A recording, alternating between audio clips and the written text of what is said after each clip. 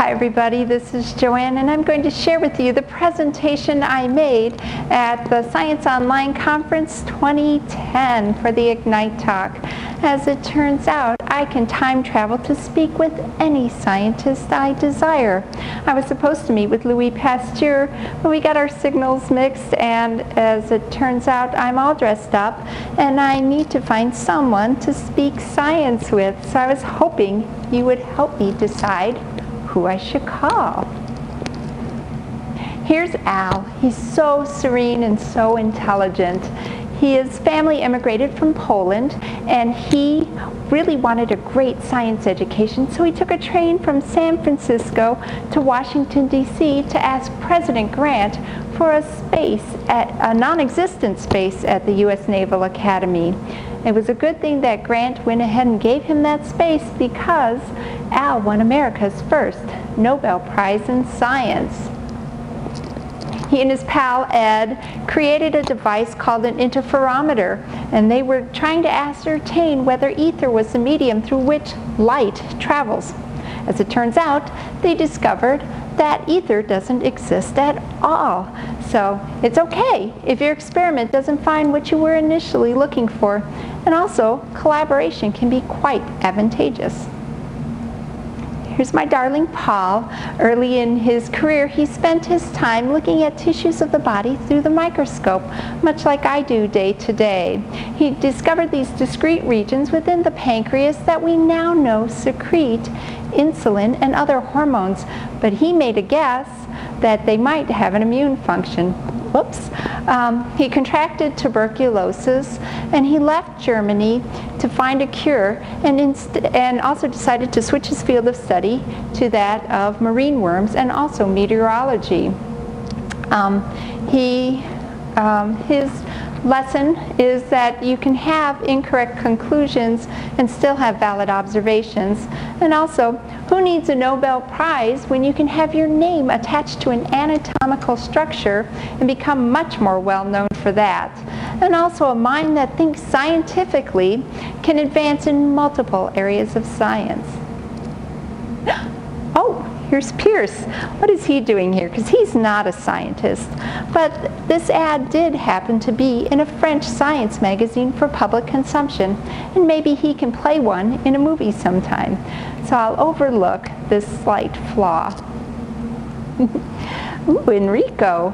Enrico is warm and friendly, a master of perfect clarity, and is that rare mixture of theoretician and experimentalist, which means he's a great thinker and is very good with his hands.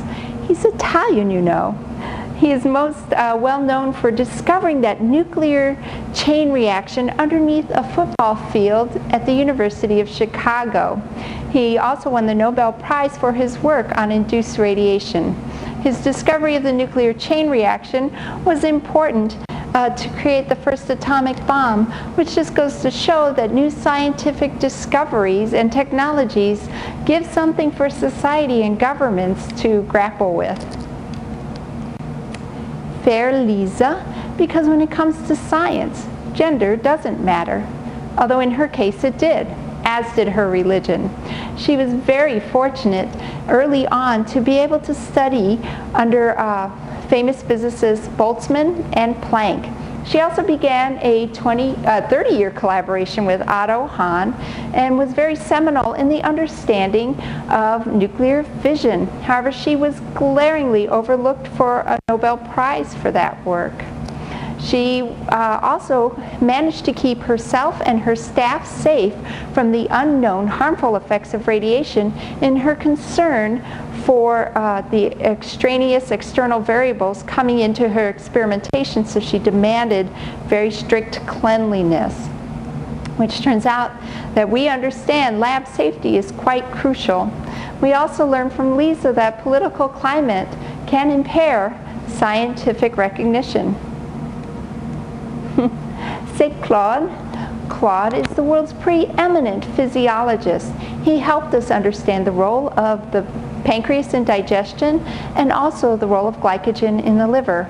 And even though it was quite repulsive that he was a vivisectionist, he helped further our understanding of physiology through his experiments. Now, Claude once said to me, quite charmingly, as the French often do, la fixité du milieu intérieur est la condition d'une vie libre et indépendante. The French can sound so romantic, especially when they're discussing homeostasis.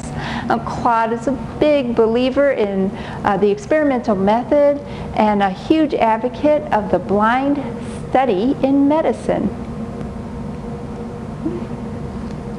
Michael, I have such a crush on him to this day, and Michael is a great experimentalist, somewhat otherworldly, didn't really have much of a mathematical bent. That's a lot like me, but his experiments provided the basis for wonderful mathematical understandings of science. He studied under the famous chemist Humphrey Davy, and when he was out from under him, he isolated the compound benzene on his own. His work with the magnetic lines of force helped him to be able to create the first electromagnetic motor.